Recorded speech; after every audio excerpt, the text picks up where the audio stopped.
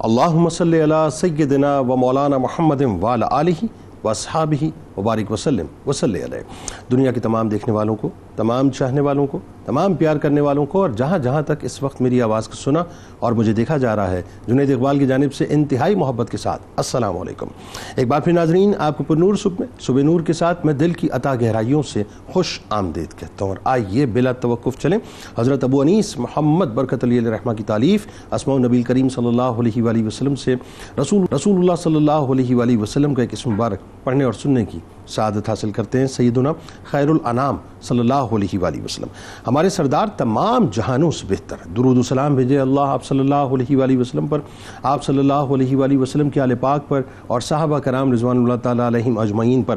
حضرت جابر بن عبداللہ رضی اللہ تعالیٰ عنہما سے حضور نبی کریم صلی اللہ علیہ وآلہ وسلم نے ارشاد فرمایا کہ جس شخص میں 3 صفات ہو، اللہ تبارک و تعالیٰ اس کے لیے موت کے لمحات آسان فرما دیتا ہے اور اس سے جنت میں داخل فرماتا ہے۔ پہلی بات کمزوروں کے ساتھ نرمی، دوسری بات والدین کے ساتھ محبت و شفقت، اور تیسری بات اپنے ماتحتوں کے ساتھ حسن سلوک۔ جناب ہمارے ساتھ آج آپ ضرور جڑے رہیں، کیونکہ آئیے ہم سب مل کر ادب کے دامن کو تھام کر سلسلہ ائمہ اہل بیت کی اس ممتاز و مکرم بارگاہ میں اپنی انتہائی با ادب حاضری کے نذرانے پیش کرتے ہیں، جو سلسلہ ائمہ اہل بیت کے حسین آفتاب ہیں، جن کی آمد اس گھرانے میں ہوئی جو گھرانہ اس کائنات کا سب سے عظیم ترین گھرانہ ہے، جو اس عالی مرتبت نسب میں چمکے جس کی چمک کا سارا زمانہ دیوانہ ہے، جو ان نفوس قدسیہ کے جگر کے ٹکڑے اور مہاپارے ہیں جن کے دم قدم سے اس کائنات کے سارے نظارے ہیں، علم و حکمت سے آراستہ، فضل و کمال سے پیراستہ سیدنا امام موسیٰ کاظم علیہ السلام ناظرین اپنے بابا جان امام محمد جعفر صادق علیہ السلام کے وارث، جانشین اور عکس جمیل تھے، مسند علم نبوت کے جانشین اور پیغام اہل بیت اطہار علیہ السلام کے امین تھے، معرفت الہی کے مہکار تھے، زہد و تقوی کے شاہکار تھے، جود و سخا کا دربار تھے، اور اپنے دور میں دنیا کے سب سے بڑے عالم، سب سے بڑے سخی اور عبادت گزار تھے، جن کی بارگاہ میں امام زابی علیہ رحمہ یوں ہدیہ پیش کرتے ہیں کہ امام موسیٰ کاظم علیہ السلام نیک عالم، عبادت گزار اور زاہد شخصیت کے حامل تھے، قرآن مجید کی نہایت دلکش انداز میں تلاوت فرماتے تھے، خود بھی روتے جاتے تھے اور ساتھ بیٹھنے والے بھی آپ کی آواز سے متاثر ہو کر روتے جاتے تھے۔ یعنی عالم یہ تھا ناظرین کہ امام موسیٰ کاظم علیہ السلام کی کیا ہی شان ہے کہ آپ انتہائی قدر و منزلت کے مالک اور عظیم الشان مجتہد تھے، کثرت عبادت کی وجہ سے عبد صالح کہلانے والے، عبادات و طاعت الہی میں مشہور زمانہ اور کرامات میں شورۂ آفاق تھے۔ آپ ہمیشہ دن میں روزہ رکھتے تھے اور رات بھر نمازیں ادا کیا کرتے تھے۔ علامہ خطیب بغدادی رحمۃ اللہ علیہ لکھتے ہیں کہ آپ بے انتہا عبادت و ریاضت فرمایا کرتے تھے اور طاعت خدا میں اس درجے شدت برداشت کرتے کہ جس کی کوئی حد نہ ہوتی تھی۔ ایک دفعہ مسجد نبوی میں آپ کو دیکھا گیا کہ آپ سجدے میں مناجات فرما رہے تھے اور اس درجے سجدہ طویل ہوا کہ صبح ہو گئی۔ یعنی یہ سب اس نورانی تربیت کا نتیجہ ہے کہ آپ علیہ السلام کی عمر مبارک کے تقریباً 20 برس اپنے والد بزرگوار حضرت امام جعفر صادق علیہ السلام کے زیر سایہ باقاعدہ ان کی تربیت میں گزرے۔ یعنی ایک طرف اللہ تبارک و تعالیٰ کے دیے ہوئے فطری کمال کے جوہر، اور دوسری طرف امام جعفر صادق علیہ السلام جیسی ہستی نے آپ کی ہستی کو ایسا بیش قیمت ہیرا بنا دیا کہ بچپن میں علم و معرفت کا یہ عالم تھا کہ امام اعظم امام ابو حنیفہ رحمۃ اللہ علیہ جیسی شخصیت بھی آپ علیہ السلام کو دیکھ کر حیرت زدہ ہو جایا کرتے تھے۔ ناظرین کرام، امت مسلمہ کی نگاہوں میں انتہائی بلند مقام سلسلہ ائمہ اہل بیت کے 7ویں امام موسیٰ کاظم علیہ السلام وہ ہستی ہیں جن کی ذات ہمہ جہت شخصیت کی حامل تھی، بڑی قدر و منزلت والے منفرد امام اور عظیم الشان محب خدا تھے۔ بلا مبالغہ ناظرین ایسے کریم دوران تھے کہ باب الحوائج کا حسین ترین تاج آپ علیہ السلام کے سر اقدس پر سجا تھا۔ زندگی کی مشکلات میں صبر و استقلال، جفا و ستم پر خندہ پیشانی کے ساتھ، یعنی آپ یوں کہیے کہ اپنے وجود کو پیش کرنا اور اپنے اور بیگانوں پر یکساں کرم نوازیاں کرنا، اور آپ علیہ السلام کے خاص امتیاز میں ناظرین یہ بات شامل تھی کہ آپ ہمیشہ صبر کیا کرتے تھے اور انتہائی برداشت سے کام لیا کرتے تھے۔ اسی لیے ان عناصر اور اخلاق کا ظہور اور شخصیت پر اس کے اثرات کا ظاہر ہونا، یعنی ایک طرف تو فطری امر تھا، لیکن بات یہ ہے کہ خاندانی اوصاف اور قدرت کی طرف سے ودیت کردہ جو اخلاق حسنہ تھے اس کی تابانیاں آپ کے وجود وجود کے اندر چمکتی ہوئی نظر آتی تھی. آپ علیہ السلام کی عملی زندگی ناظرین ہر زاویے میں آپ دیکھیے تو ایسا لگتا ہے کہ آپ اپنے جتنے بھی اجداد ہیں ان کا پرتاؤ تھے. یعنی سوچئے ناظرین کہ جن کے جد سید الساجدین ہیں، جن کے جد نوجوانان جنت کے سردار ہیں، جن کے جد مولا کائنات ہیں، جن کے جد تاجدار کائنات ہیں، تو یقیناً پھر وہ ہستی امام موسیٰ کاظم علیہ السلام ہی کی ہوگی کہ حضرت امام موسیٰ کاظم علیہ السلام میں تحمل، برداشت، غصے کے وقت ضبط کرنا، یہ تمام وہ نمایاں صفات تھیں کہ جس نے آپ کو انتہائی ممتاز کر کے جو ہے معاشرے کے سامنے پیش کیا تھا. ہمیشہ چہرے پر آپ کے مسکراہٹ رہا کرتی تھی. ناگواری کے حالات میں بھی یعنی عالم یہ ہوتا تھا کہ آپ جو ہے بے انتہا برداشت کیا کرتے تھے، اکثر خاموش رہا کرتے تھے.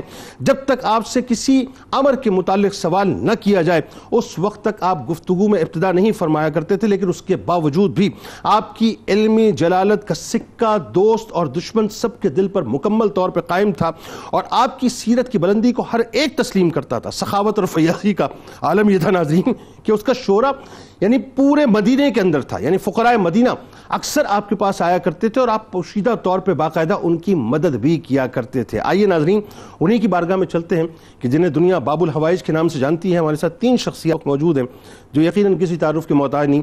پہلی شخصیت ممتاز عالم دین جناب علامہ اکرام حسین القادری صاحب تشریف فرما ہیں. دوسری شخصیت ممتاز اسکالر اسسٹنٹ پروفیسر جامعہ کراچی جناب ڈاکٹر سید محبوب بخاری صاحب تشریف فرما ہیں.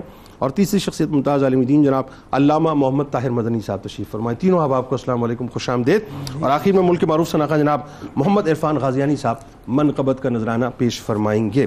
آغاز کرتے ہیں. سب سے پہلے علامہ صاحب میرا خیال ہے آپ حضرت امام موسیٰ کاظم علیہ السلام نسبی شان تو ہم کیا بیان کریں گے، اور خاندانی رفت کے بارے میں تو ہم کیا بتائیں گے صاحب، کہ جن کی عظمت قرآن بتلائے، جس خاندان کے گن سارا زمانہ گائے. آئیے اس نسب پاک کی رفتوں میں اپنا حصہ ڈالتے ہیں، اپنے الفاظوں کو رفت دیتے ہیں. پھر ساتھ ساتھ یہ بھی بتائیے کہ جب آپ کی پیدائش ہوتی ہے تو جو خوشی کا اظہار امام جعفر صادق علیہ السلام نے فرمایا. بسم اللہ الرحمن الرحیم. سیدی اعلیٰ حضرت الشاہ امام محمد رضا خان فاضل بریلوی رحمۃ اللہ تعالیٰ علیہ نے اس عظیم نسل اور عظیم خانوادے کو جس انداز میں خراج تحسین پیش کیا ہے کہ تیری نسل پاک میں ہے بچہ بچہ نور کا، سبحان اللہ، تو ہے عین نور تیرا سب گھرانہ نور کا. اور بالخصوص جب ہم اس سلسلہ اہل بیت کا تذکرہ کرتے ہیں اور پھر ان ائمہ کے مبارک سیرت، ان کے کردار اور ان کی شخصیت کے مختلف پہلوؤں پر گفتگو کرتے ہیں تو ہمیں نظر آتا ہے کہ نہ صرف یہ خون نورانی ہے بلکہ ان ائمہ کا کردار بھی نورانی ہے اور ان کی شخصیات بھی نورانی ہے. سبحان اللہ. اور ان کا جب تذکرہ زبان پر آتا ہے تو چہرے خود بخود کھل جاتے ہیں. واہ. گویا کہ یہ مبارک نفوس اور ان کے مبارک تذکرے صاحب ایمان کے ایمان کو جلا بخشنے کی ضمانت ہے. واہ. اچھا، حضرت سیدنا امام موسیٰ کاظم رضی اللہ تعالیٰ عنہ کی جب ہم بات کرتے ہیں تو پھر میں حصول برکت کے لیے ان کے اجداد کے تسلسل کو عرض کر دوں کہ حضرت سیدنا امام موسیٰ کاظم رحمۃ اللہ تعالیٰ علیہ و رضی اللہ تعالیٰ عنہ شہزادے ہیں حضور سیدنا امام جعفر صادق رضی اللہ تعالیٰ عنہ کے، جن کے بارے میں امام اعظم فرمائیں کہ لولا السنتان لہلک النعمان. اور پھر امام جعفر صادق رضی اللہ تعالیٰ عنہ شہزادے ہیں اور جن کے گھر کے چشم و چراغ ہیں انہیں امام باقر رضی اللہ تعالیٰ عنہ کہا جاتا ہے، اور باقر العلوم کا خوبصورت لقب آپ کے ساتھ ملقب ہوا. اور پھر آپ جو ہیں وہ شہزادے ہیں اس عظیم ہستی کے کہ جن کی عبادت و ریاضت کی کثرت کی وجہ سے انہیں سجاد کہا گیا اور عابدین کی جو زینت کہلائے اور زین العابدین ٹھہرے، جو امام علی مقام امام حسین رضی اللہ تعالی عنہ کے شہزادے ہیں، سبحان سید الساجدین، سید الساجدین ہیں. اور پھر اس کے بعد امام علی مقام امام حسین رضی اللہ تعالیٰ عنہ شہزادے ہیں اس عظیم حیدر کرار علی المرتضیٰ شیر خدا رضی اللہ تعالیٰ عنہ کے، جنہیں امام الانبیاء صلی اللہ علیہ وآلہ وسلم نے ارشاد فرمایا انت اخی فی الدنیا والآخرہ، کہ تو دنیا میں بھی میرا بھائی ہے اور آخرت میں بھی میرا بھائی ہے. ہم جب حضرت سیدنا امام موسیٰ کاظم رضی اللہ تعالیٰ عنہ کی سیرت کی بات کرتے ہیں تو آپ کی ولادت کا جو سال ہے اس میں اختلاف ہے، لیکن جمہور علماء نے 128 ہجری ذکر کیا ہے کہ 128 ہجری میں آپ کی ولادت ہوئی ہے اور حضرت امام جعفر صادق رضی اللہ تعالی عنہ کے مبارک گھر میں آپ کی ولادت ہوئی. اور یہ جو ولادت ہے یہ مدینہ المنورہ کے مضافات کا ایک علاقہ ابوا ہے اس مقام پر یہ ولادت ہوئی. سبحان اللہ. اور پھر جب اس کی خبر اور اس کی اطلاع جناب جعفر صادق رضی اللہ تعالیٰ عنہ کو پہنچی تو اپنے شہزادے کی ولادت پر انتہائی مسرت کا اظہار کیا, خوشی کا اظہار کیا. تاریخ نگار میں بیان کیا کہ وہ اہتمام کے ساتھ مدینہ المنورہ تشریف لائے اور پھر مدینہ المنورہ آنے کے بعد اپنے بیٹے کے عقیقے کی صورت میں ایک وسیع دعوت کا انتظام کیا. اور اس میں مدینہ المنورہ کے افراد کو کثرت کے ساتھ دعوت دی گئی اور یہ کھانے کی دعوت کئی عرصے تک معروف اور مشہور رہی کہ جعفر صادق رضی اللہ تعالیٰ عنہ کو اپنے شہزادے کی ولادت پر اتنی خوشی تھی کہ انہوں نے اپنے دسترخوان کو ایسی وسعت عطا کی. ویسے ہی ان لجپالوں کا دسترخوان ہمیشہ وسیع رہتا ہے, لیکن اگر اس میں اللہ رب العزت کی شکر گزاری اور اس کی جانب سے ملنے والی نعمت کا اظہاریہ ہو جائے تو پھر بہت عرصے تک وہ یاد رہتا ہے. اس لیے حضرت امام جعفر صادق رضی اللہ تعالیٰ عنہ کی مسرت اور خوشی کا اظہار اکثر کیا جاتا ہے کہ آپ کی ولادت کے موقع پر آپ کے والد انتہائی جو ہے وہ مسرت میں تھے اور آپ نے خوشی کا اظہار فرمایا.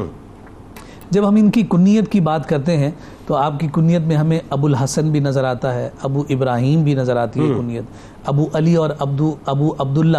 اچھا, یہ 4 مختلف کنیتوں کے ساتھ حضرت سیدنا امام موسیٰ کاظم رضی اللہ تعالی عنہ کو متصل کیا جاتا ہے. اچھا, جب یہ بات ہو گئی تو پھر یہ بات ہم اکثر کرتے ہیں کہ جس شخصیت کے جب ہم القابات کی بات کرتے ہیں, القابات کی کثرت ان کے کردار کی بلندی کی ضامن ہوا کرتے ہیں.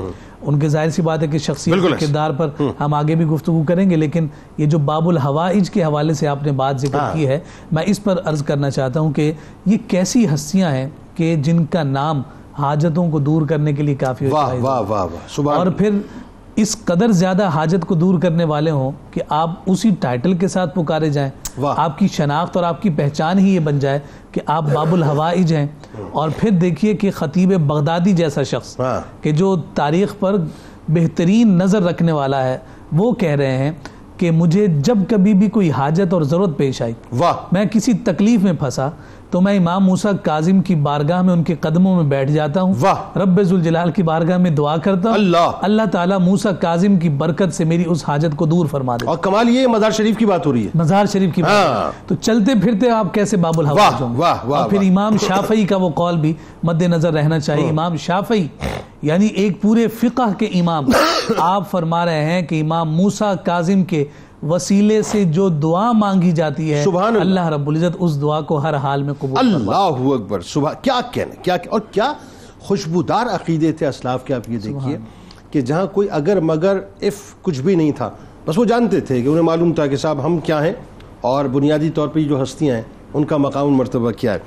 اچھا, بچپن بڑا حسین ایسی ہستیوں کا خاص طور پہ, اور ظاہر ہے یہ بچپن وہ بچپن ہے کہ جس میں امام جعفر صادق علیہ السلام کا سایہ ہے اور مدینے کی گلیاں ہیں, خوبصورت سے واقعات ہیں. ذرا بتائیے بچپن کے بارے میں تھوڑا امام موسیٰ کاظم علیہ السلام. بسم اللہ الرحمن الرحیم بحمدہ تعالی. آج ہم جس بڑی شخصیت کے اوپر گفتگو کر رہے ہیں, یقیناً اس شخصیت سے آج کے اس دور میں کیا فائدہ حاصل کیا جا سکتا ہے اور ہماری یہاں پر گفتگو کرنے سے کیا کیا لوگ فائدہ اٹھا سکتے ہیں, یہ ہماری گفتگو کی بنیادی وجہ بھی ہوگی اور انشاءاللہ تعالی پیغام بھی ہوگا. بالکل. بچپن کے حوالے سے آپ نے یہ دریافت کیا اور سوال اٹھایا, تو امام جعفر صادق علیہ السلام جو کہ آپ کے والد گرامی ہیں, ان کے پاس ایک شخص جس کا نام صفوان جمال ہے, وہ آتا ہے اور دریافت یہ کرتا ہے کہ اے امام, آپ یہ بتائیے کہ آپ کے بعد ہماری رہنمائی کون کرے گا, آپ کے بعد ہماری ہدایت, ہمارے لیے ہادی کون ہوگا. تو امام جعفر صادق علیہ السلام ارشاد فرماتے ہیں اپنے گھر کی طرف اشارہ کرتے ہوئے کہ آپ نے اس پہ توجہ دینی ہے کہ گھر سے باہر نکلنے والے بچے کون ہیں.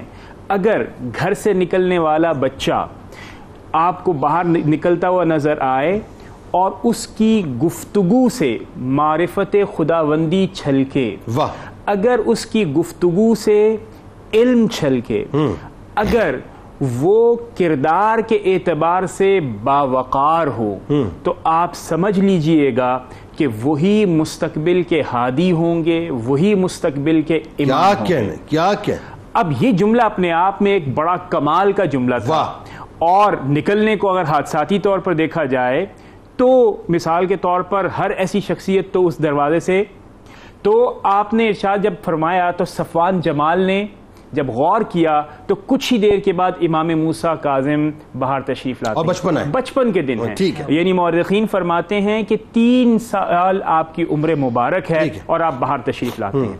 اب جو غور کرنے والی بات ہے وہ یہ ہے کہ جب آپ باہر تشریف لائے تو آپ اکیلے نہیں تھے، آپ کے ساتھ بکری کا بچہ تھا۔ چشم فلک کیا دیکھتی ہے کہ اس بکری کے بچے کی طرف آپ متوجہ ہوتے ہیں، صفوان کی طرف نہیں۔ صفوان یہ منظر دیکھ رہا ہے اور امام جعفر صادق علیہ السلام کی اس بات پر غور کر رہا ہے، جستجو اور تلاش ہے کہ جو آپ نے فرمایا کہ وہی ہوگا یا اس کے بالکل فرق ہوگا، اور فرمایا ہے۔ تو جیسے آپ نے دیکھا تو چشم فلک دیکھتی ہے، اور آج میں لوگوں کی توجہ چاہوں گا کہ آپ بھی دیکھیے، آپ حکم فرماتے ہیں اس بکری کے بچے کو، اس بکری کے بچے کو آپ نے حکم فرمایا اسجد لربک، اپنے رب کو سجدہ کر۔ آپ غور کیجئے، یہ جملہ محض اور بکری کو یہ فرمانا آپ کو اس بات کی طرف متوجہ کرتا ہے کہ ایسی شخصیات جن کے بچپن کے اندر جانور بھی اللہ رب العزت کی طرف متوجہ ہوتا ہے، ان کی تربیت اس انداز کی ہوتی ہے کہ وہ اللہ رب العزت کی طرف رجوع کرے، تو آپ غور کیجئے کہ کیا وہ ہادی اور مرشد مستقبل کے نہیں ہوں گے؟ واہ سبحان۔ اور ایک اور بات ڈاکٹر صاحب اس میں اضافہ کیجئے کہ یہ وہ ہستیاں ہیں جو کائنات میں آئیں اللہ کی بارگاہ میں جھکنے اور پوری مخلوق کو جھکانے کے لیے، اور چیزوں کو اس کی اصل یعنی فطرت کی طرف لے کر جانے کے لیے۔ دوسری بات جو توجہ طلب بات ہے آج کے نوجوانوں کے لیے، آج کی ہماری ماؤں بہنوں کے لیے، آج کے لوگوں کے لیے، وہ کیا ہے کہ امام موسیٰ کاظم سے آپ کیا سیکھ سکتے ہیں اس موقع پر؟ آج ہم رونا روتے ہیں کہ ہماری معاشرت رو بزوال ہے، آج ہم تلاش کرتے ہیں کہ اس کا حل کیا ہے۔ آئیے حل ہم آپ کو بتاتے ہیں۔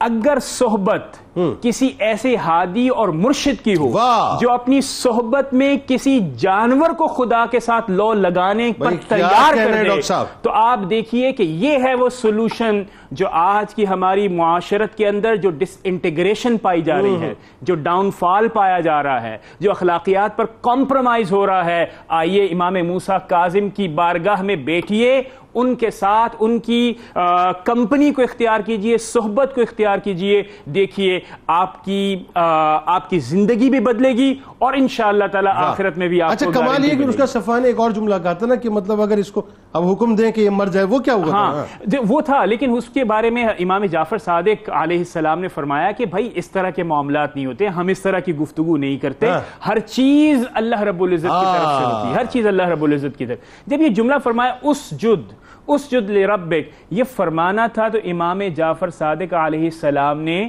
آپ کو سینے سے لگایا۔ اس کے بعد ایک اور واقعہ بھی ہے جو کہ امام اعظم کے حوالے سے ہے، وہ بھی بڑا کمال کا ہے۔ امام اعظم کے حوالے سے روایات میں آیا کہ آپ نے ایک دفعہ دیکھا کہ آپ نماز ادا کر رہے ہیں، امام موسیٰ کاظم۔ جب نماز کو دیکھا تو آپ نے دیکھا کہ ہے تو بچپنا، لیکن کیفیت کیا ہے؟ کیفیت بالکل وہ ہے کہ آپ پڑھ نماز رہے ہیں، اس دنیا کے اندر موجود ہیں، لیکن گرد و پیش کے حالات سے بالکل جسے آپ کہتے ہیں کہ بے خبر بھی ہیں، یا یعنی غنی ہیں، بالکل توجہ نہیں دیکھ رہے۔ اور یہ وہ سراپا ہے جس کے بارے میں حضور پرنور حضرت محمد مصطفیٰ صلی اللہ تعالی علیہ وسلم نے فرمایا کہ آپ نے عبادت اس انداز میں کرنی ہے کہ آپ خدا کو دیکھ رہے ہیں، اور اگر یہ نہ ہو تو کم از کم اتنا ضرور خیال کیجئے کہ خدا آپ کو دیکھ رہا ہے۔ اب بچپنے میں عبادت کے اندر اتنا محو ہونا یہ بھی اس بات کی نشاندہی کرتا ہے جس کے بارے میں امام جعفر نے فرمایا کہ اسرار شریعت آپ کے اندر موجود ہیں۔ کیا کہنے علامہ صاحب، اب آئیے ذرا یہ اسی بچپن سے سلسلے کو تھوڑا آگے بڑھاتے ہوئے، بہت یوں کہہ لیجئے کہ یہ بلیسنگز ہوتی ہیں بلا تمثیل۔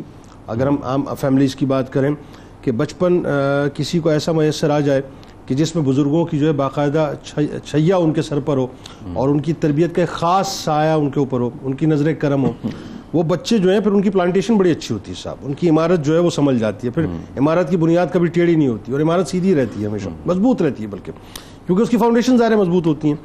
کجا اس کے کہ امام جعفر صادق علیہ السلام جیسی ہستی جو ہیں وہ والد گرامی ہو، بابا جان ہو، اور اولاد جو ہیں امام موسیٰ کاظم علیہ السلام ہو، تو پھر تربیت کا مرحلہ کیسے شروع ہوا؟ ذرا یہ بتائیے، تعلیم و تربیت کا سلسلہ کیا رہا؟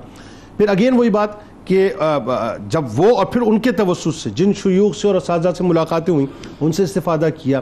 یہاں پہ اہل بیت کا ایک وصف یہ بھی آتا ہے کہ اللہ تعالیٰ نے تو علم لدنی آپ کو عطا کیا، لیکن آجی اور انکساری ایسی کہ دیگر اساتذہ سے بھی جو ہے باقاعدہ آپ نے فیضان حاصل کیا اور علمی مقام خاص طور پر. بتائیے ذرا. اعوذ باللہ من الشیطان الرجیم، بسم اللہ الرحمن الرحیم. سیدنا امام موسیٰ کاظم رضی اللہ تعالی عنہ اہل بیت کے وہ عظیم امام ہیں کہ یہ وہ شخصیت ہیں جن پہ پوری امت متفق ہے اور ان کی عظمتوں کے ڈنکے قیامت تک بجتے رہیں گے. اور آج بھی ہم ان کا تذکرہ خیر کر رہے ہیں اس نیت کے ساتھ کہ جو آپ لوگوں کی ضروریات کو اور لوگوں کی حاجتوں کو دور کرتے ہیں، آج ہمارا ذکر کرنا بھی انشاءاللہ ہمیں امید ہے کہ آپ کی بارگاہ میں ہمارا نام پہنچے گا اور کل بروز قیامت اس عظیم گفتگو کے سبب آپ ہماری شفاعت حاجت روائی فرمائیں گے. اللہ تبارک و تعالیٰ نے قرآن مجید میں ایک آیت پاک ذکر فرمائی جو ایسا محسوس ہوتا ہے کہ اس کی ایک ایک صفت امام موسیٰ کاظم میں کمال درجے پر پائی جاتی ہے. اللہ تعالیٰ ارشاد فرماتا ہے الذین ينفقون فی السراء والضراء، وہ لوگ جو خرچ کرتے ہیں خوشحالی میں بھی اور تنگ دستی میں بھی، والقاظمین الغیظ، اور غصے کو پینے والے ہیں، والعافین عن الناس، اور درگزر فرمانے والے ہیں لوگوں سے. ان کا کیا انعام ہے؟ واللہ یحب المحسنین، اور اللہ تبارک و تعالیٰ نیک لوگوں سے محبت کرنے والا ہے. ایسے لوگوں کے لیے اللہ تعالیٰ نے نیک لوگوں کا خطاب ارشاد فرمایا اور فرمایا کہ اللہ تعالیٰ ان سے محبت فرماتا ہے. یہ پہلی جو صفت فرمائی کہ یہ وہ لوگ جو اللہ کی بارگاہ میں خرچ کرنے والے ہیں.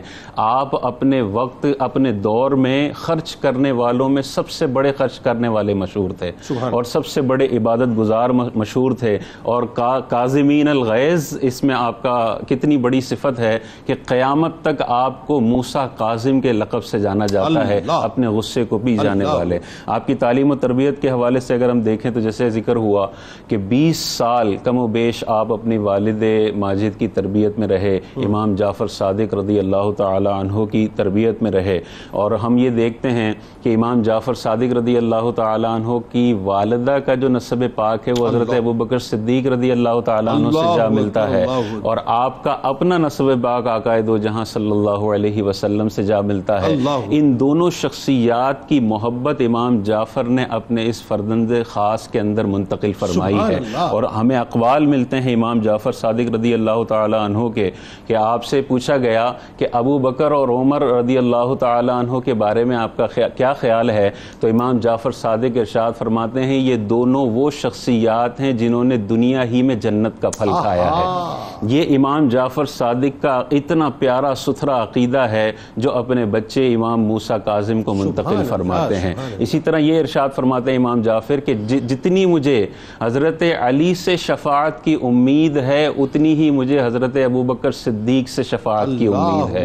یہ محبت ہے اپنے ننیال سے بھی جو حضرت ابوبکر صدیق تک جا پہنچتا ہے، اور اپنے والد ماجد کے نسب پاک سے بھی جو نانا ہے پیدا ہوا ہوں، یہ بھی آپ کا قول ہے. 2 مرتبہ میں پیدا ہوا ہوں. اسی طرح آپ کی جو دیگر اساتذہ ہیں ان میں اگر ہم دیکھیں تو امام مالک بن انس رضی اللہ تعالی عنہ جو حدیث میں بہت بڑے امام سمجھے جاتے ہیں اور جلیل القدر آپ شخصیت ہیں. آپ کے دادا جان جلیل القدر صحابی ہیں جو جنگ بدر کے علاوہ حضور کے ساتھ سارے غزوات میں شامل تھے. اور آپ مسند علم سجایا کرتے تھے مسجد نبوی میں. بالکل مسند علم سجایا کرتے تھے. اور امام شافعی آپ کے بارے میں ارشاد فرماتے ہیں کہ علماء میں امام مالک ایک دمکتا ستارہ ہے. یہ دمکتا ستارہ امام موسیٰ کاظم کے بچپن میں ان کو تعلیم و تربیت فراہم کرنے والا ہے.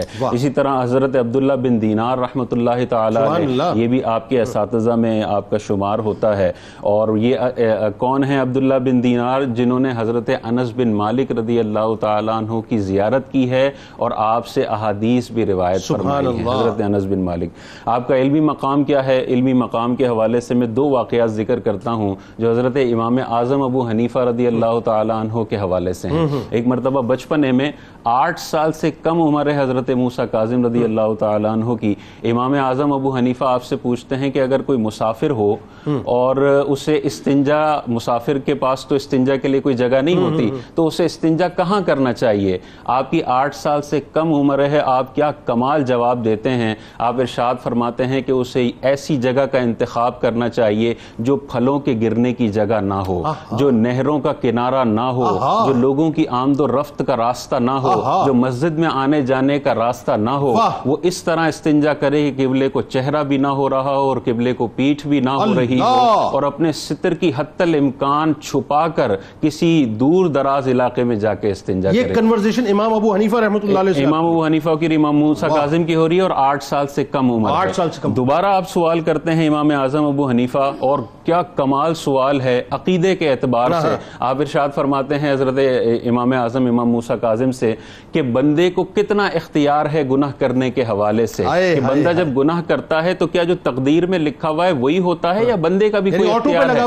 آٹو پہ لگا ہوا ہے یا نہیں؟ آپ 3 صورتیں بتاتے ہیں، اور یہ آج کے اگر بڑے بڑے علماء ہوں وہ بھی بتانے سے بعض اوقات قاصر ہو جاتے ہیں۔ آپ 3 صورتیں بتاتے ہیں، آپ فرماتے ہیں ایک صورت یہ ہے کہ بندے کا کوئی اختیار نہیں ہے، اللہ نے جو لکھ دیا وہ ہوگا۔ یہ غلط عقیدہ ہے، آٹو پہ آ گئی، یہ غلط عقیدہ ہے کہ اللہ تعالیٰ یہ نہیں کرتا۔ دوسرا یہ ہے کہ اللہ کا بھی فیصلہ ہے اور بندے کا بھی فیصلہ ہے، یہ عقیدہ بھی غلط ہے کہ اگر اللہ کا بھی فیصلہ ہو اور بندے کا بھی ہو اور اللہ پھر صرف کمزور کو سزا دے، یہ اللہ تعالیٰ کی شایان شان نہیں ہے۔ اور تیسرا عقیدہ یہ ہے کہ بندے کو اللہ تبارک و تعالیٰ نے اختیار دیا ہے، وہ اگر گناہ کرتا ہے تو اس کی مکمل رضا مندی کے ساتھ اور فیصلے کے ساتھ وہ کرتا ہے، اور وہ قیامت کے دن قابل گرفت ہوگا۔ یعنی اس کی اپنی ول پہ وہ کرتا ہے، اپنی ول پہ کرتا ہے، اور قیامت کے دن وہ قابل گرفت ہوگا۔ یہ 8 سال کی ایک سے کم عمر کے اندر اتنی بڑی علمی گفتگو امام موسیٰ کاظم رضی اللہ تعالیٰ عنہ۔ واہ، مطلب اب میرا خیال ہے کچھ سننے کو مزید رہ نہیں جاتا اس بات کو سننے کے بعد کہ جو لوگ خاص طور پہ اپنے گناہوں کو اس انداز سے، یہ بھی ایک بحث ہے، ظاہر ہے یہ بھی ایک بحث ہے، اور آج بہت بڑا ایک طبقہ جو ہے وہ یہ کہتا ہے کہ صاحب ہمارے تو اختیار میں کچھ ہے نہیں، جب سارا کچھ جو ہے وہ اپنا لکھا ہوا ہے تو ہم تو اسی سسٹم کے تحت چل رہے ہیں، آٹو پہ چل رہے ہیں۔ ایسا نہیں، اللہ تعالیٰ نے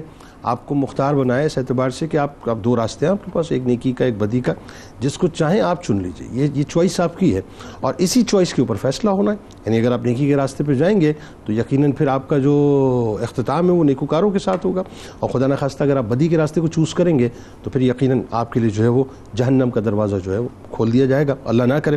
ناظرین کرام، سرکار کی بارگاہ میں، ان کی آل کی بارگاہ میں درود پاک کا نذرانہ پیش کریں۔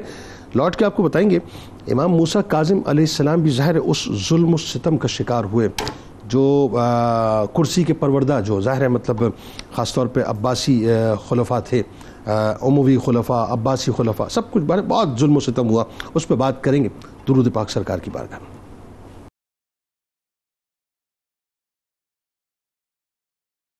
جناب ایک بار پھر میں آپ کو خوش آمدید کہتا ہوں۔ باب الحوائج حضرت امام موسیٰ کاظم علیہ السلام، جو سلسلہ ائمہ اہل بیت کی 7ویں سنہری ترین کڑی ہیں۔ ناظرین، آج ان کی بارگاہ میں ہم ہدیہ عقیدت پیش کر رہے ہیں، اس تیقن کے ساتھ کہ انشاءاللہ کل بروز محشر ان کی نظر کرم ہم سب کو نصیب ہوگی۔ علامہ صاحب، آئیے ذرا اب امامت پہ بات کرتے ہیں، اور امامت ظاہر ہے ایک بہت ہی اہم ترین منصب ہے، اور اہل بیت اطہار کی جب ہم بات کرتے ہیں تو اس گھرانے کی یہ شان ہے کہ وہ جو دینی فریضہ ہے، جو مشن مصطفیٰ صلی اللہ علیہ وآلہ وسلم کا فریضہ ہے، جو اپنے نانا جان کے دین کی ترویج کا کام ہے، اس کو جس آسن طریقے سے ائمہ اہل بیت نے ادا کیا، یقیناً وہ اس کی مثال تاریخ میں کہیں ملتی نہیں۔ وہی بات ہے، امام جعفر صادق علیہ السلام کی شہادت سے پہلے جو آپ کا خاص طور پہ ایک پر حکمت انداز تھا، جو آپ کی ایک ویژن تھا، آپ نے دیکھ لیا تھا کہ ہونے والا کیا، اس بارے میں امامت کے حوالے سے بتائیے۔ اور پھر آپ یہ دیکھیے کہ تواتر کے ساتھ جو مطلب عباسیز جو آئے، ان کی بھی حکومت جو آئی، اس میں ان کا نعرہ تو تھا اہل بیت سے محبت کا، لیکن الٹیمیٹ انہوں نے کیا وہی جو سارے اموی حکمران کرتے رہے۔ بتائیے ذرا۔ جی بالکل، بلکہ اس سے زیادہ متشدد ہوئے، سوری بتائیے۔ اب یہاں ایک بات انتہائی اہم ہے، دنیا میں جتنے بھی حکمران نظر آتے ہیں جو خالصتاً دنیا ہی کے لیے حکمرانی کرتے ہیں، وہاں ایک چیز اس سے مشترک نظر آتی ہے کہ وہ اپنے سامنے آنے والے ہر اس فرد سے کتراتے اور ڈرتے ہیں کہ جس کی جانب لوگوں کی توجہ، اور لوگوں کی توجہات کا مرکز ہوں، اور جس کے ذریعے سے وہ یہ محسوس کریں کہ کہیں لوگ ہماری ماننے کی بجائے فلاں شخص کی نہ ماننے لگ جائیں. تو اپنے اس اقتدار اور اپنی کرسی کو بچانے کے لیے سب سے پہلے اس شخص کا ہی کلا کما کرتے ہیں جو ان کے اقتدار اور کرسی کے لیے خطرہ بن رہا ہے، یا اس کو خطرہ سمجھیں. جی. اچھا، پھر یہ خاص طور پہ جب ہم عباسی خلفاء کی بات کرتے ہیں تو ان میں یہ چیز بدرجہ کمال نظر آئی، چونکہ اس دور میں یہ ائمہ اہل بیت ہیں، اور پھر یہ ایسی مبارک ہستیاں ہیں اور مبارک نفوس ہیں کہ ہر مسلمان کا دل ان کی جانب کھینچا ہوا نظر آتا ہے، اور پھر ساتھ ساتھ لیڈنگ پرسنالٹیز کے طور پر ہیں، اپنے عمل اور کردار کے حوالے سے بھی اتنے جو ہے وہ پختہ اور مضبوط ہیں کہ کوئی بھی ان سے صرف نظر نہیں کر سکتا. تو وہ جو بھی عباسی خلیفہ آیا تو اس نے سب سے پہلے کوشش یہ کی کہ اس وقت اس کے دور میں ان ائمہ میں سے کون موجود ہے تاکہ ان کو روکا جائے اور ان کے ساتھ وہ معاملہ کیا جائے کہ لوگوں کا ان سے توجہات دور رہیں. تو جب ہم امام جعفر صادق رضی اللہ تعالیٰ عنہ کی بات کرتے ہیں، یعنی حضرت امام موسیٰ کاظم کے والد بزرگوار کی ہم بات کر رہے ہیں، تو یہ دور ہے منصور عباسی کا، جسے منصور دوانقی بھی کہا گیا. اب چونکہ امام موسیٰ کاظم نے 20 سال کا عرصہ اپنے والد بزرگوار کے ساتھ گزارا ہے، 148 ہجری میں حضرت سیدنا امام جعفر صادق کا وصال ہو رہا ہے. اور ان دنوں میں ان حالات میں آپ نے بہت کچھ دیکھا ہے جو آپ کی حکمت کے تحت آپ یہ جان گئے ہیں کہ میرے دنیا سے پردہ کرنے کے بعد بہت مشکل اور کٹھن حالات میرے گھر والوں پر آنے والے ہیں، اور بالخصوص میرے شہزادے جناب موسیٰ کاظم پر آنے والے ہیں. یعنی اپنی شہادت سے پہلے آپ نے بھانپ لیا تھا. بالکل. اور پھر اس عمل کو جان لینے کے بعد اور بھانپ لینے کے بعد آپ نے بڑی حکمت کے تحت اپنے خاندان اور اپنے شہزادے کی حفاظت کا انتظام کچھ وصیتوں کے ذریعے سے کیا. جب منصور دوانقی کو اس بات کی اطلاع ملی کہ حضرت امام جعفر صادق رضی اللہ تعالیٰ عنہ کا وصال ہو گیا، ظاہری طور پر اس نے دکھ کا اظہار کیا، لیکن فوراً ہی اس کی توجہ اس جانب گئی. سبب یہ بنا نا شہادت کی. بالکل، سبب تو یہ بنا. ہاں، ظاہر سی بات ہے. اب پھر فوراً اس کی توجہ اس جانب گئی کہ اب امام جعفر صادق کے بعد کون خطرہ ہے. تو اس نے یہ پیغام بھجوایا ہے مدینہ المنورہ کے گورنر کو، جس کا نام محمد بن سلیمان ہے، کہ بتاؤ کہ امام جعفر صادق نے کسی کو اپنا وصی بنایا، اگر بنایا تو فوراً سب سے پہلے اسے ختم کر دو. لیکن یہ جو خیال اس کے ذہن میں اب آ رہا تھا، امام جعفر صادق اس کا پہلے سے انتظام کر چکے. آپ یہ وصیت کر گئے اور اپنی جائیداد اور اپنے خاندان کی جو حفاظت ہے اس کی ذمہ داری 5 افراد کو دے کر گئے، اور سب سے پہلا نام اسی کا ہی رکھا، منصور کا رکھا. ہاں، کہ جو ہے وہ یہی ہمارا وصی ہے. اور جب یہ اطلاع اس کو پہنچی تو اس کے بعد تو اس کے پاس کوئی رستہ ہی نہ رہا کہ انہیں قتل کروائے کہ جو ہے نا وصی بن کر اس خاندان کی حفاظت کرنے والے. تو یہ ایک حکمت کے اعتبار سے آپ نے ترتیب قائم فرمائی جس کے ذریعے سے حضرت امام جعفر صادق رضی اللہ تعالی عنہ نے امام موسیٰ کاظم اور اپنے خاندان کی حفاظت کا اہتمام فرمایا. اچھا، پھر اس کے بعد تقریباً یعنی جب حضرت امام موسیٰ کاظم امامت کے مسند پر فائز ہوئے رہبر اور رہنمائی کے لیے، تو آپ نے اس کے بعد منصور دوانقی کے دور میں 10 سال کا عرصہ گزارا. ٹھیک ہے. اچھا، یہ 10 سال ایسے تھے کہ جس میں منصور جو ہے وہ بغداد شہر کی تعمیر میں مشغول اور مصروف رہا، اور جس کی وجہ سے وہ حالات اور وہ کیفیات نہیں تھیں. لیکن اس کے باوجود جو مظالم، جو رکاوٹیں اور جو چیلنجز تھے وہ اسی طرح سے بدستور قائم تھے. ٹھیک ہے. پھر جب منصور کا جو ہے نا انتقال ہو رہا ہے اور وہ منصور دنیا سے جا رہا ہے، تو اس کے بعد اس کا بیٹا آ کر بیٹھا جس کا نام مہدی ہے. مہدی تھا. ٹھیک. اچھا، اب یہ مہدی کی کیفیت کیا ہے؟ ابتدائی طور پر اس نے بھی وہی کیفیت رکھی جو والد کی چلتی ہوئی. ظاہری طور پر تو بڑا محب اہل بیت، لیکن اندرون خانہ معاملات جو چلتے ہوا ہے اس کی ہم اکثر تذکرہ کرتے رہتے ہیں. اور جیسے ہی اس کا انتقال ہوا تو اس کا جو بھائی ہے ہادی، وہ آ کر مسند نشین ہوا، اور اس مسند نشین ہونے کے بعد وہ زیادہ عرصہ اس مسند پر نہ رہا، 1 سال اور 1 ماہ کے قریب وہ مسند پر رہا. یہ سارا جتنا بھی ٹینیور ہمیں نظر آتا ہے اس میں حضرت امام موسیٰ کاظم بہت آزمائشوں سے، تکالیف سے اور صعوبتوں سے گزرتے رہے. اور اس کا کلائمیکس میں پھر ہارون رشید کے دور میں ہارون رشید کے دور میں وہ نظر آیا، اور پھر اس کے بعد وہ سلسلہ بہتر سے بہتر کچھ حالات سازگار ہونے کی طرف گئے. لیکن ہارون رشید نے تو بڑا بغض مطلب اپنا، لیکن چونکہ اس کے بعد سے جو سلسلہ بہتر ہونے لگا وہ تب تک تو اسی طرح سے قائم رہا جو منصور ایک نظریہ اور ایک سوچ دے کر گیا تھا، وہ ویسے ہی منتقل ہوتی چلی گئی. بالکل ایسا. اور پھر یہ ساری کی ساری چیزیں ہمیں نظر آ رہی ہیں کہ اتنے مظالم اور تکالیف اور سیاست کے معاملات میں دشواریوں کے باوجود ان ائمہ اہل بیت نے امت کی رہنمائی کے فریضے کو ترک نہیں کیا، یا یہ نہیں کہا کہ جناب ہم جو ہے اپنے آپ کو بچائیں اور امت کو انہی خلفاء کے ہاتھ چھوڑ دیں. آپ نے ہمیشہ اپنے اس نانا کے دین کی آبیاری اور اس کی حفاظت کی ذمہ داری بحسن خوبی سر انجام. آپ دیکھیں نا، یعنی یہ کہہ دینا بہت آسان ہے، لیکن اگر آپ ٹوٹیلٹی میں دیکھیں تو 4 حکمرانوں کے ادوار آپ نے دیکھیں. اس میں منصور کا دور دیکھا آپ نے ابتدائی طور پہ ظاہر ہے، اور اس کے بعد آپ نے مہدی کا دور دیکھا، آپ نے ہادی کا دور دیکھا، اور ہارون رشید تو ظاہر ہے وہ تو اٹا ہوا تھا نا، مطلب خبث سے باطن کے اندر کی جسن، وہ تو اس بات کو تسلیم کرنے، معاذ اللہ آپ کے نسب پاک کو جو ہے تسلیم کرنے کو تیار نہیں ہوتا تھا، یعنی اس کے اندر کی نفرت اتنی تھی. اچھا، اب بات یہ ہے کہ اگین وہی بات کہ بہت حکمت کے ساتھ آپ جو کر سکتے تھے وہ آپ نے کیا، اور اس میں آپ کی شخصیت کا ایک بہت بڑا وصف، اور یہ حقیقتاً یہ میں آپ کو بتاؤں ڈاکٹر صاحب، یہ امپاسبل لگتا ہے کہ اتنی جبر کے، ظلم کے اور حبس کے ماحول اور گھٹن کے ماحول کے اندر، یعنی اتنا صبر کر جانا، اتنا حلم اور تدبر سے کام لینا. اور پھر اگین وہی بات ہے کہ اس وقت جو آپ کی کنیکٹیوٹی ہے، یعنی آپ کا زہد، آپ کا تقوی اور آپ کی عبادات کا معاملہ ہے، بتائیے ذرا. یقیناً میں آپ کی بات سے اتفاق کرتا ہوں کہ بہت ہی کٹھن اور بہت ہی ناگفتہ بہی حالات تھے، لیکن جو آپ نمائندگی کر رہے ہیں وہ کر رہے ہیں وَإِنَّكَ لَعَلَىٰ خُلُقٍ عَظِيمٍ. سبحان اللہ، حضور حضرت محمد مصطفیٰ صلی اللہ تعالیٰ علیہ وسلم کے کردار کی، جن کے بارے میں اللہ رب العزت نے فرمایا کہ کردار کی بلندی پر آپ فائز ہیں. اب جو میں ایک بات پر توجہ آپ کی طرف چاہوں گا، اور وہ یہ ہے کہ آج کے دور میں سب سے بڑا مسئلہ اگر ہماری امت کی زوال کا ہے تو وہ کیا ہے؟ تو سب سے بڑا مسئلہ، جسے آپ تہذیبی مسئلہ بھی کہہ سکتے ہیں، وہ ہے مسئلہ ذات، یعنی ایگو کا مسئلہ، یعنی ذات کا مسئلہ، سیلف کا مسئلہ. اور آئیے آپ امام موسیٰ کاظم علیہ السلام کی زندگی کا مطالعہ کیجئے اور دیکھیے کہ یہ ذات کیسی ذات ہے. اس میں انسان اپنے آپ کو کیسے سمجھتا ہے، کیسے کس کردار سے، کن صفات سے متصف ہے. تو دوستو، جاننے کی بات اور سیکھنے کی بات یہ ہے کہ آپ اپنی ذات کو امام موسیٰ کاظم کے کردار کے برابر ڈھالنے کی کوشش کیجئے.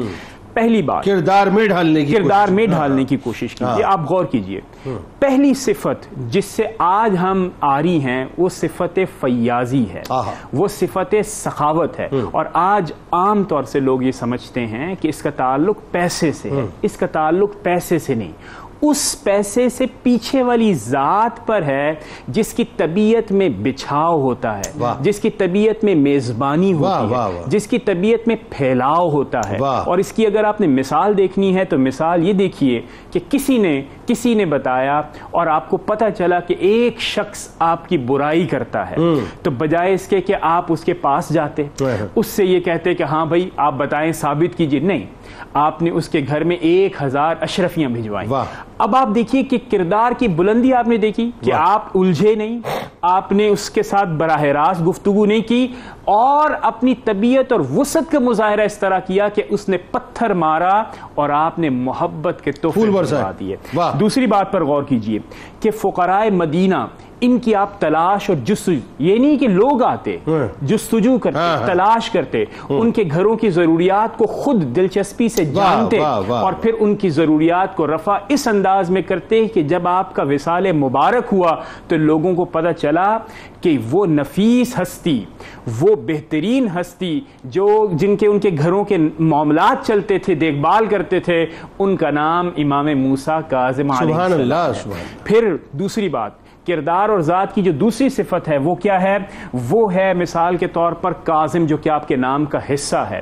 اور اس پر اگر آپ غور کیجئے تو کیا ہے کہ جس دور کا ذکر ابھی مفتی صاحب نے بھی کیا کہ جہاں پر گفتگو کرنا، دین اسلام کی بات کرنا، اس کے کردار اور اس کی مشن کی بات کرنا، وہ بھی اس کے اوپر بھی رکاوٹیں تھیں. آپ نے اپنے خاموش کردار سے ایک لفظ نہ کہتے، کردار چھلکتا کہ حضور پرنور حضرت محمد مصطفیٰ صلی اللہ علیہ وسلم کس دین کے ساتھ تشریف لائے ہیں. اور ایک اور بات جو کہ ناظرین کے لیے بہت ہی اہمیت کا حامل ہے، وہ کیا ہے؟ امام موسیٰ کاظم کبھی گفتگو میں ابتدا نہ فرماتے، ہمیشہ اس بات کا خیال رکھتے کہ کوئی دوسرا سائل آئے اپنی گفتگو کیجئے. اور کیا آج کے جو پروموشنل ہیں, جو موٹیویشنل اسپیکرز ہیں, جو سائیکالوجی کے ایکسپرٹس ہیں, جو پرسنالٹی کے ایکسپرٹ ہیں, یہ نہیں کہتے کہ گفتگو کم کرنی چاہیے؟ سننے والا شخص بولنے والے شخص سے زیادہ ہے, اور ہمیں ضرورت اس بات کی ہے کہ ہمیں گڈ لسنر بننا چاہیے. ہمیں گڈ لسنر بننا چاہیے, وہ ہر لحاظ. اچھا فائنلی یہ بتائیے, ایک تو آپ کی یہ ظاہر زہد و تقوی, آپ کی سخاوت, لیکن آپ کی جو عبادات کا معاملہ تھا اس میں یہ کہ کنٹینیوسلی روزے رکھنا, ایسے ہی جن ایام میں ظاہر ہے مطلب رکھنے کی ممانعت ہے, اس کے علاوہ کنٹینیوسلی روزے رکھنا اور رات جو ہے مطلب وہ عبادتوں میں گزارنا, یہ بھی بالکل. اور دیکھیے جنید بھائی, بات یہ ہے کہ عبادت بھی ضروری ہے, یعنی ایک تو آپ کا بندے سے بندے کا تعلق اور ایک خدا سے تعلق ہے, اور جب تک وہ تعلق مضبوط نہیں ہوتا, بندے کا تعلق بندے سے مضبوط نہیں ہوتا. تو معاملات یہ ہیں جیسے کہ آپ نے ذکر کیا کہ آپ دن میں روزے رکھتے, رات کو مکمل عبادات کے لیے اپنے آپ کو وقف کرتے, قرآن کریم اتنی خوبصورت آواز میں تلاوت فرماتے کہ خود تو رقت طاری ہوتی ہی, جو سامنے ہوتا اس پر بھی رقت طاری ہو جاتی. تو اس انداز کی زندگی آپ نے گزاری. تو ہمیں یعنی آج کے اس دور میں میں دیکھتا ہوں, تو اگر ہم اپنی لو, اپنی محبت, اپنی توجہ کا مرکز امام موسیٰ کاظم کو بنائیں, یقیناً فائدے سے خالی نہیں ہوگا. سر میں تو آپ کو ایک بات بتاؤں, اللہ کرے کہ ایسا ہو جائے کہ ہم ایکچولی ان ہستیوں کی ہی اصل میں اپنی انسپریشنل سورس بنائیں, اور یہی وہ سورسز ہیں جو ہمیں سرور دو جہاں صلی اللہ علیہ وسلم کی بارگاہ میں لے کے جاتی ہیں, جن کو ہمیں اصل میں آئیڈیلائز کرنا چاہیے.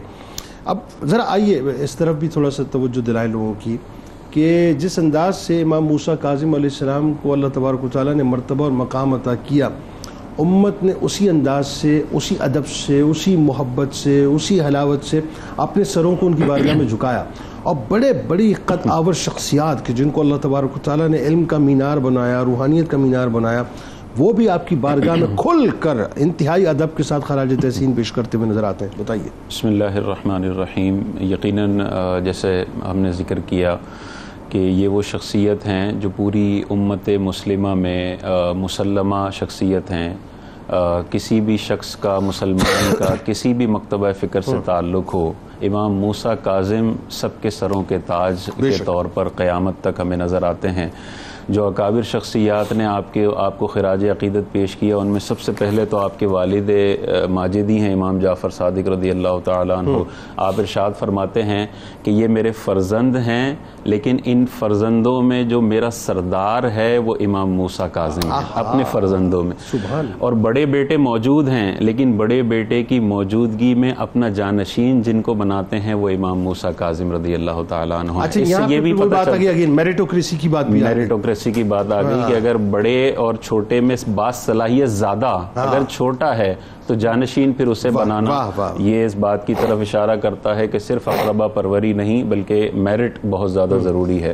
آپ ارشاد فرماتے ہیں اپنے بچے کے بارے میں, امام موسیٰ کاظم کے بارے میں, کہ اس کے پاس حکمت ہے, فراست ہے, حسن اخلاق ہے, سخاوت ہے, اور ہر اس چیز کا علم ہے جس کی ضرورت لوگوں کو پڑتی ہے.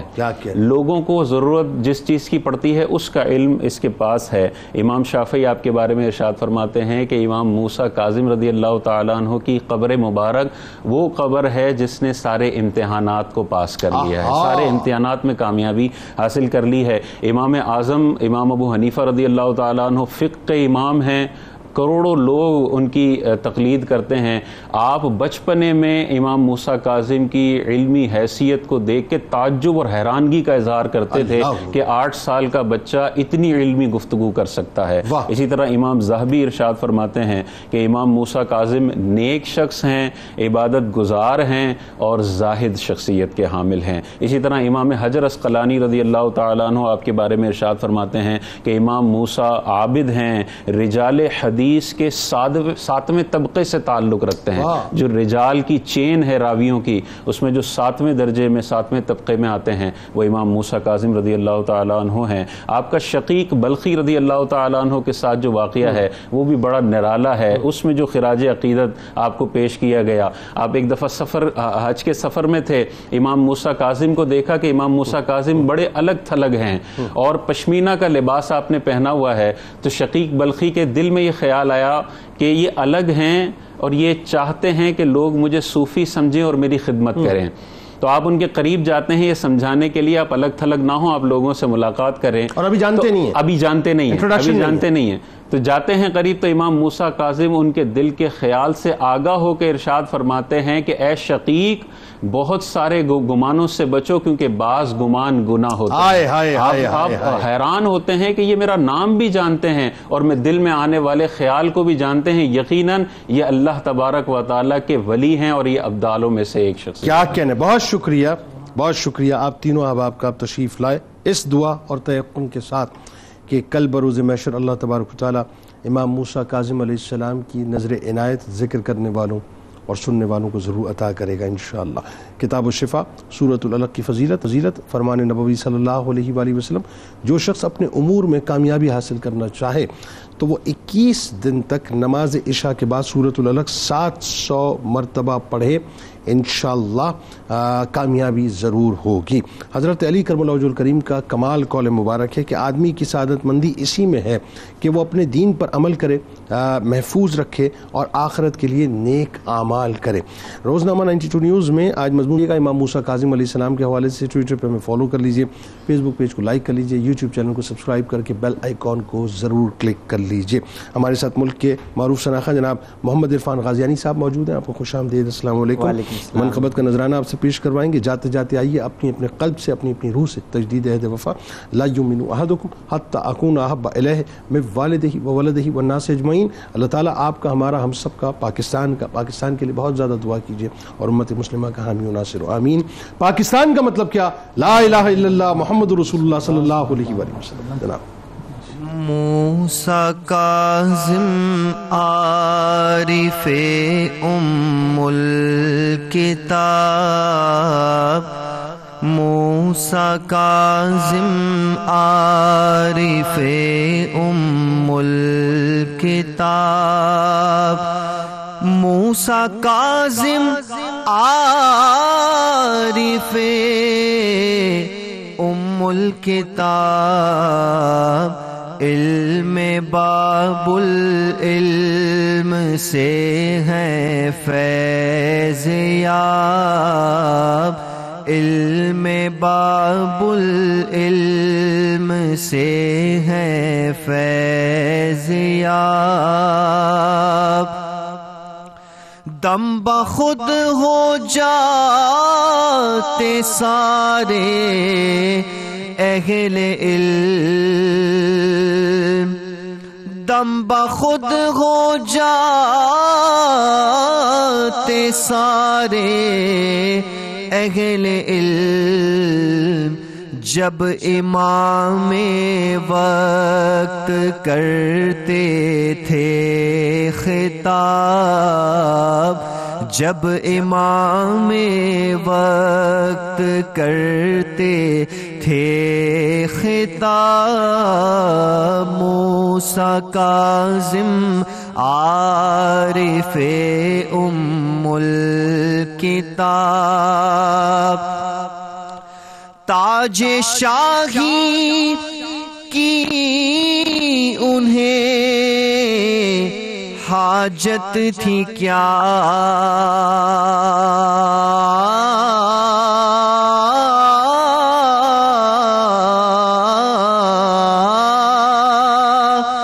تاج شاہی کی انہیں حاجت تھی کیا، وہ امام ابن امام عزت مآب، وہ امام ابن امام عزت مآب، موسیٰ کاظم عارف الکتاب،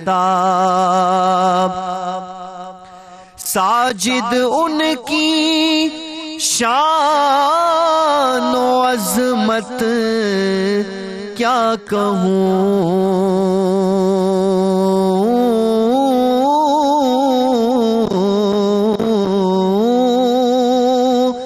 ساجد ان کی شان و عظمت کیا کہوں، آپ ہر فضل و شرف میں لاجواب،